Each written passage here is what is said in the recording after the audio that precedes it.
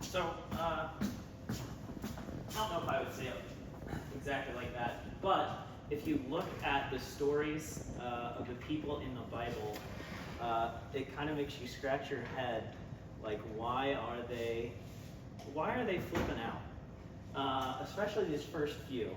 Hannah, you remember Hannah is barren, and her husband Elkanah has got another wife who's not barren. And so Hannah is dealing with that.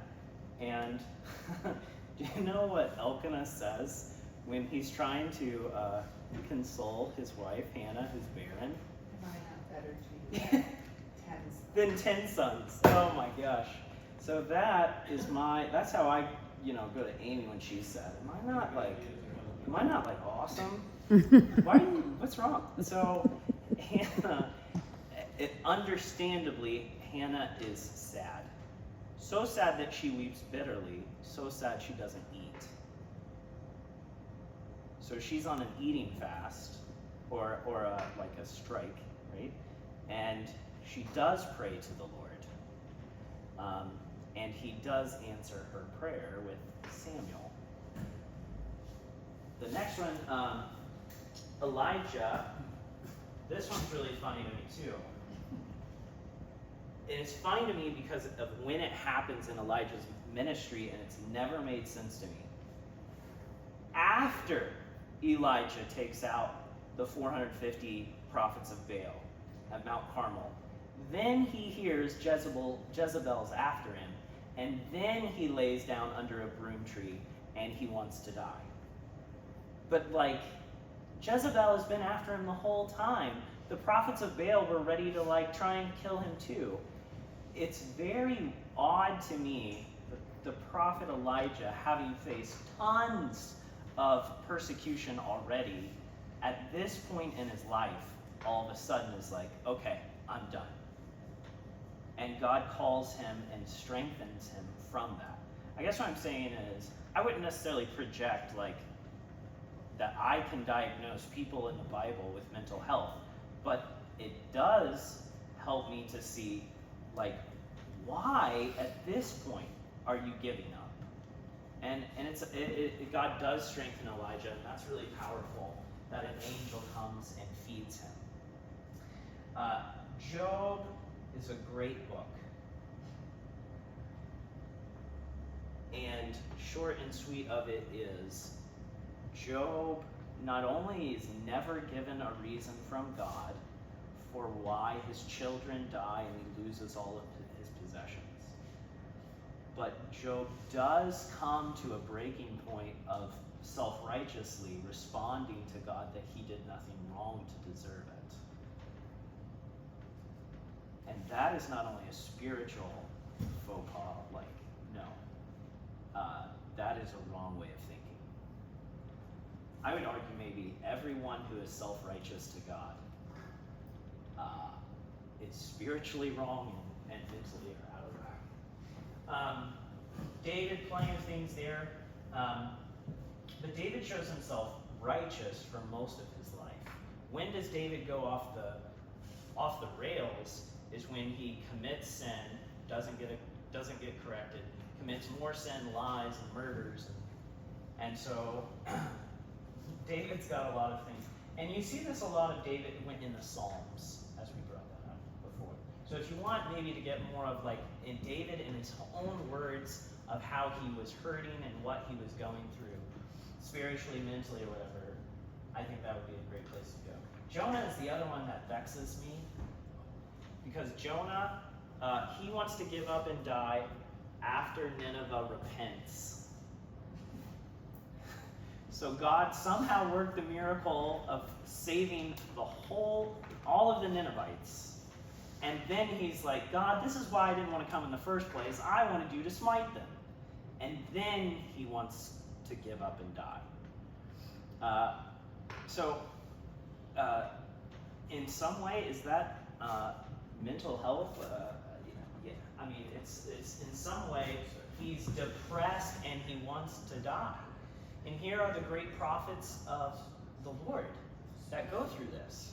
So I think whatever the title is up here, maybe it is something to consider. Hey, the faithful prophets of God wanted to give up on life too. And God was able to encourage them and use them.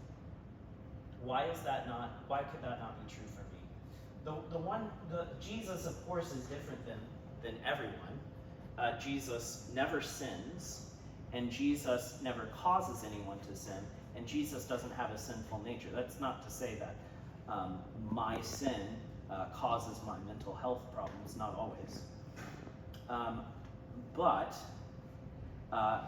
here's the tandem I would put. If Jesus, because he lives in this fallen world, can get sick in the body, is then it possible also for Jesus not also to be tempted in the mind with the vexing temptations that the devil works on us? And that's exactly what the devil was trying to pull.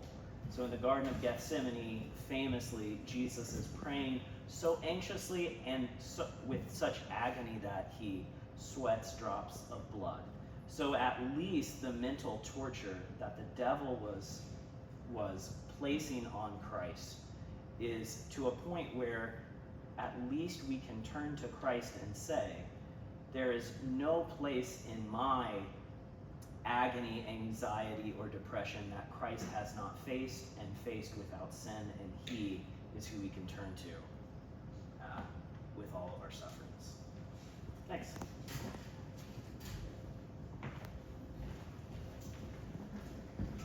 So some myths and facts, I'm going to go through these kind of quickly, about mental health. If your faith is strong enough, you won't have mental health issues. That is very much a myth. We're human. So you can fix mental health by yourself.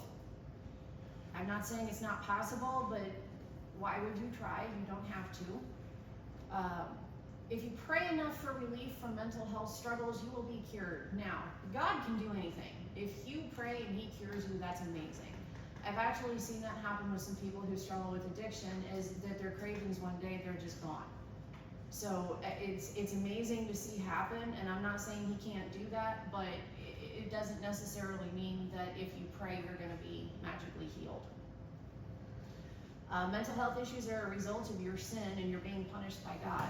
Pastor touched base on that earlier. That is not true. Seeking therapy or using medication for mental health concerns means that you don't trust God to help you. This goes back to what Pastor said about trusting God that he will put the people with the proper training in your life at the time that you need it for the thing that you need. So if you're sick, you go to a doctor. If you're struggling with depression, you go to a counselor. If you have a pastoral issue, you would go to your pastor for care. Those are the people that he has brought up and trained and given a calling in their lives so that they can be in the place that you need them when you need them. And then your family, friends, or church won't understand your needs. Honestly, this one's probably true. Because if you, like pastors have said, if you come to me and you're struggling like with a 45-minute on the sofa discussion, they're not going to understand the needs for that because that's not their specialty, that's not what they're trained in. If you come to me wanting pastoral prayer, that's not something I mean, I'm gonna pray for you, don't get me wrong, but it's not gonna be what you would get here. So that also comes with the don't judge. Don't ever tell somebody they're doing something wrong or thinking wrong or anything like that. Always validate the kids on their feelings. Whatever they're feeling is totally okay. It's how they respond to it that can make it right or wrong, but before we get to that point, we want to have a talk with them and make sure they know that we're here for them. This I'm going to go through fairly quickly. This is not in the curriculum, but it is something that I am going to work with the students on. I went through this in high school, every single day of high school. And it was, I had animals put in my locker. I had, the students had t-shirts made to make fun of me. They put ABC in black marker on their hand. It stood for Anti-Becky Club. There was just a whole bunch of stuff. That was just a few examples. It was every single day. So this is something that I want to get out in the open for the kids so that they can identify it. We can try to intervene and you know what signs to look for. Definition: bullying is unwanted aggressive behavior among school-aged children, involves real or perceived power imbalance. Behavior is repeated or has a potential to be repeated over time. Both kids who are bullied and who bully others may have serious lasting problems. I'm gonna be honest with you, this still bothers me sometimes. If I go to Walmart or something and I hear people whispering, my first instinct is, oh, what's wrong? It sticks with you. Physical bullying can involve kicking, spitting, shoving and tripping someone, slapping or hitting or punching, taking or breaking someone's belongings, or other physical acts of aggression. Verbal bullying: using words without physical contact. Insults are used to degrade, belittle, and demean other students. This is very difficult to identify, and kids are often told to ignore it. That was what I did, and it did not do anything to improve anything. And I'm telling you, everybody, it went way under the noses of the teachers and parents and everyone else. Social bullying. It's often called relational or emotional bullying, and this type has a sneaky and insidious roots that often slips under the radars of their teachers, like I just said.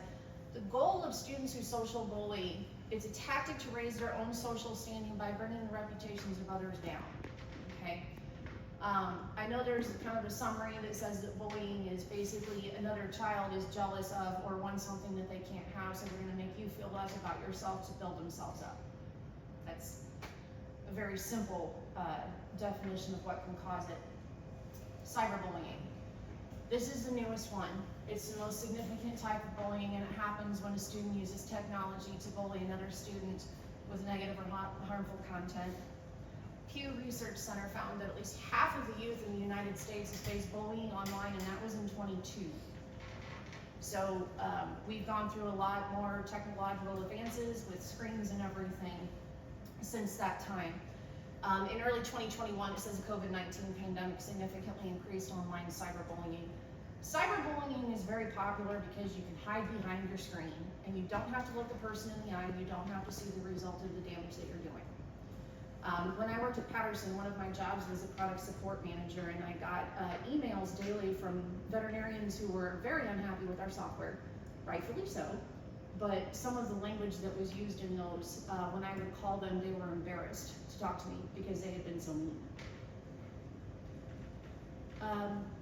Some of the most common forms of cyberbullying are making online threats, sending harassing text or direct messages, sending hurtful emails, posting unbecoming photos or information.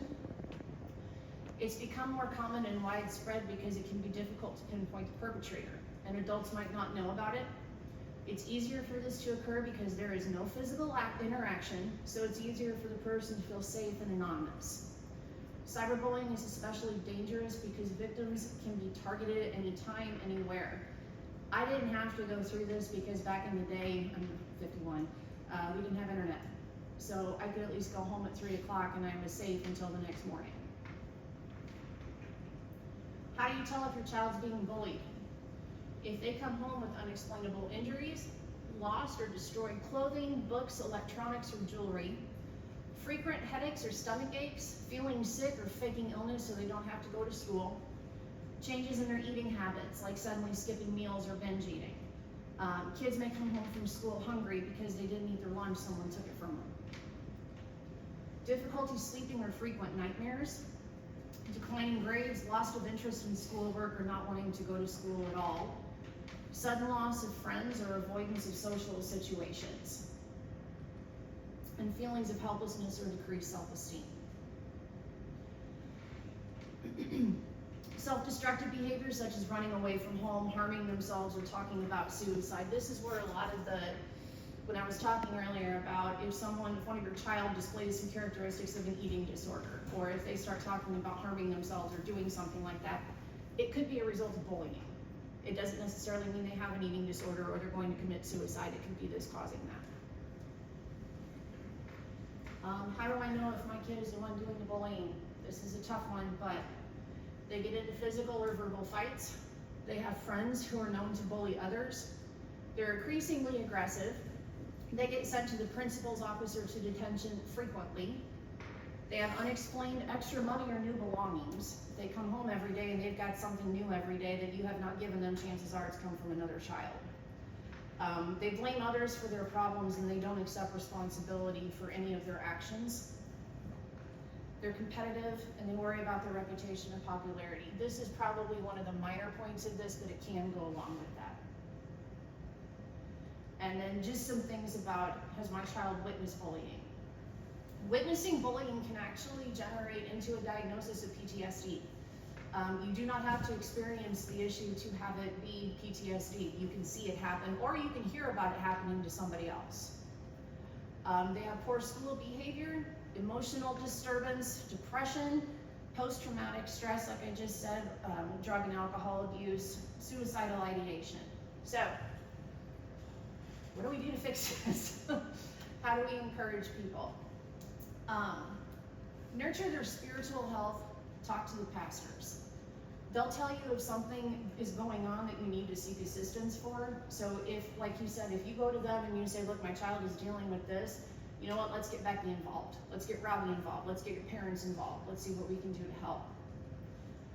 Find ways to de-stress. Move your body.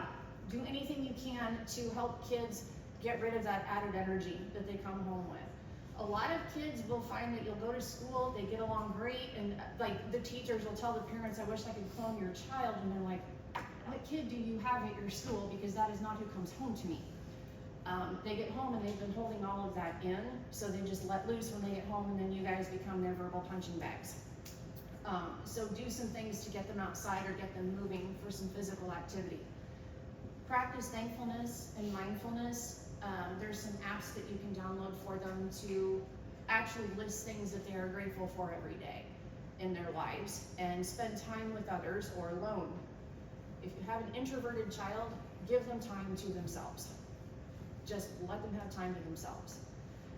If I had found that out about myself 30 years ago, our vacations would have been a heck of a lot different when we were growing up. I kind of became a bear about halfway through the week because it was just too many people. If you are an extrovert, get around people. Build yourself up, surround yourself with people who can help build you up spiritually too. Find help in familiar places. Don't listen to bullies.